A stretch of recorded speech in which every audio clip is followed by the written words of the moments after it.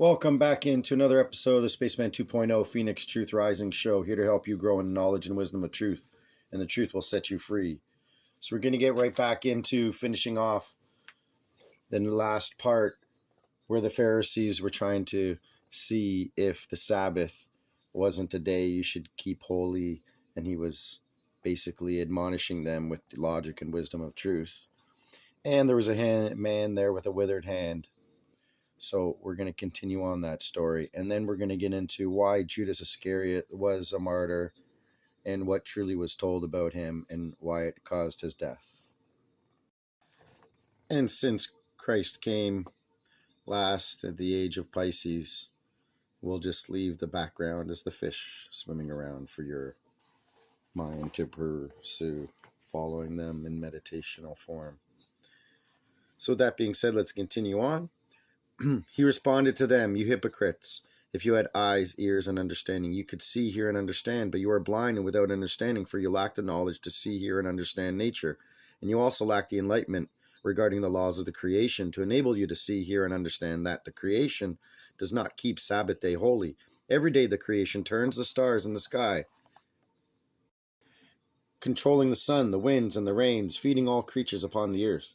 The waters run in their channels, and everything takes its natural course on the Sabbath day and as on the next Sabbath day, as it was created by the creation.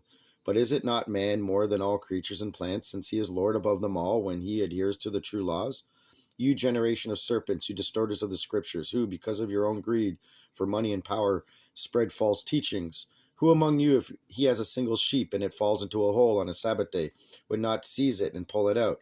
How much more does a man count as does a sheep, and your deceitful and false teachings?" Then he spoke to the man with the withered hand and useless hand. "Stretch out your hand," and he stretched it out, and it was whole again.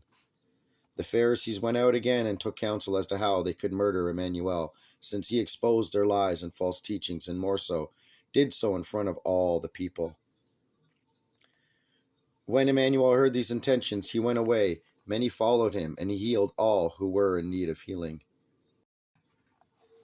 He petitioned them to keep their silence, for he feared that he would be captured and would needs suffer the death of a martyr. He did, however, continue uninhibited to go about the land, teaching and revealing wisdom to the people of all the lands in which he ventured. Dharma, let's have a break here, for I wish separation of this segment from the next. The following portion is most personal to me, Judas Iscariot, and I wish it to hold example unto you once. Salut, I take my leave for this portion. Chapter 8, Iscarioth Emmanuel, Year 2, Day 357, August 8th, 1989, 2:15 p.m., Judas Iscarioth. It came to pass in time that Emmanuel and his disciples went to Bethlehem, where he continued teaching and demonstrating his teaching to the people. I, Judas Iscarioth, was among the disciples, but I think it far more appropriate to simply relate from the scrolls rather than comment to any great extent, for it is truly so personal and sacred unto me. Justice is a strange bedfellow, brethren. It always finds its balance in perfection. So be it.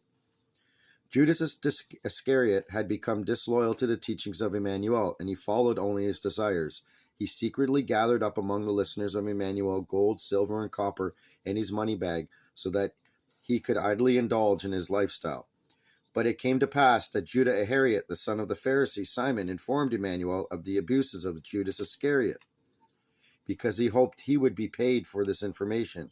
Emmanuel thanked him, but did not pay him with any gifts, so that Judas Iscariot thought greatly of revenge, for he was greedy for gold, silver, and goods of material worth. Emmanuel responded to the information and led Judas Iscariot into the desert, where he was taught by Emmanuel for 3 days and 3 nights the concepts of right and wrong, so that the disciple repented and soon followed again the teachings in most careful manner. And therefore, when they returned to the city, he distributed all of his belongings and the things he had gathered among the poor, and became a most faithful disciple and living example to the people. Judas Iscariot had been most faithful in the recording of the lessons and demonstrations as presented by Emmanuel. However, it came to pass that all the scriptures were stolen from Judas, all the carefully scribed teachings and writings. He went forth to Emmanuel and told him thereof.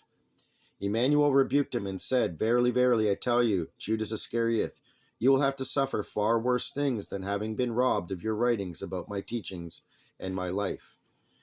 You will stand accused undeservingly of betraying me." This will last for over 2 millennia, because Simon the Pharisee will see that it is so. His son, Judas Iscarioth, will be the guilty culprit, for he is like his father, Simon Iscarioth, a Pharisee, who wants to take my life. He is the one who has thieved the writings from you and brought them to the scribes and the Pharisees, so that they can judge and kill me accordingly. He receives 70 silver pieces of your writings, and he is to receive another 30 pieces of silver when he makes it possible to deliver me to the constable. Mark mine words, from this day forward, he will most certainly succeed in doing that which he has been rewarded to do, and you, Judas Iscarioth, will be blamed falsely and will become a martyr, and this will stand unrebuked for 2 millennia.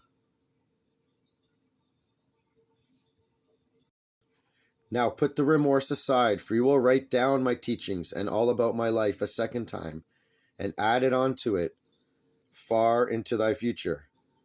The time will come when your writings will be revealed, that is, in 2 times 1,000 years, when it shall come to pass. Until that time, my teachings will be falsified and become an evil cult, and much human blood shall flow because of it. However, people are not ready yet to believe in my teachings and to recognize truth, nor is it time for the realization of the prophecies. Human mankind is not ready to receive truth. It will be only after 2 times 1,000 years that an insignificant man will come forth who will recognize my teachings as truth and disseminate it most courageously. He will be cursed by the cults that have arisen and adherents of the false teachings, and be regarded as a liar, charlatan, and fraud.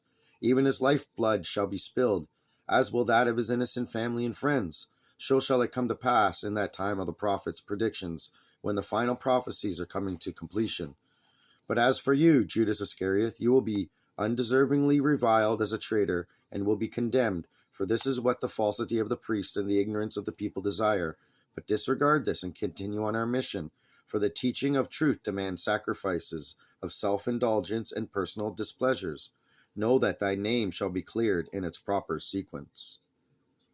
In their spirit and knowledge, people are not yet very developed, and they have to first suffer much guilt and make many additional mistakes before they will learn.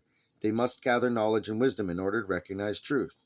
Stay with me from now on, Judas. Follow me and fulfill your duty as a faithful writer of my teachings, which is the teaching of the laws of nature and thereby the original laws of the creation. No one's will is ever to exceed the will of the creation, which is revealed in the laws. The laws of the creation are good for yesterday and today as well as for tomorrow, the day thereafter, and for all times infinite. Thus the laws are destined and thereby predestined for things of the future which will have to transpire. It will come to pass in the appropriate time of 2 millennia. You shall be given contact with one contracted upon earth to put thy truth to print, that thy name shall be cleared and the teachings brought forth in purity in order to fulfill the prophecies. You are beloved of me, and as with all within the creation, the cycle will flow forth and back in its timeless justice.